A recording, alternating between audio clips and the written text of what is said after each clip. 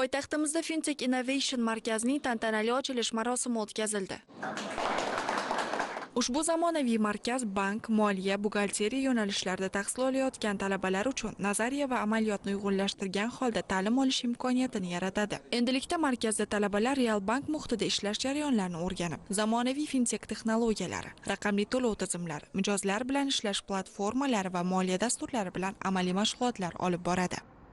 Toshkent Kimyo xalqaro universiteti va Ipak yo'li banki o'rtasida tuzilgan memorandumga asosan universitetning bank ishi, moliya, buxgalteriya, xalqaro iqtisodiy munosabatlar ta'lim yo'nalishlarining o'quv rejasida ko'zda tutilgan fanlarning mahalliy va xorijiy dasturlarini nazariy bilimlar bilan birga amaliy ko'nikmalariga ega bo'lish maqsadida universitetimizda Fintech Innovation Center markazi tashkil etildi. Kelgusida ushbu auditoriyada professor ustozlarimiz xorijiy va mahalliy moliya bozorida qo'llanadigan dasturlarni talabalarimizga amaliyotda ko'rsatishadi. Shuningdek, markaz qoshida kichik tarixiy muzey ham tashkil etilib, unda 1980-1990 yillarda bank va buxgalteriya sohasida ishlatilgan buyumlar, arxiv hujjatlari va o'sha davrdagi ish qurollari jamlangan. Shubhasiz, mazkur muzey talabalar uchun nafaqat o'quv jarayonining bir qismi, balki sohaning tarixiy rivojini chuqurroq o'rganish uchun ham muhim maydon vazifasini bajaradi.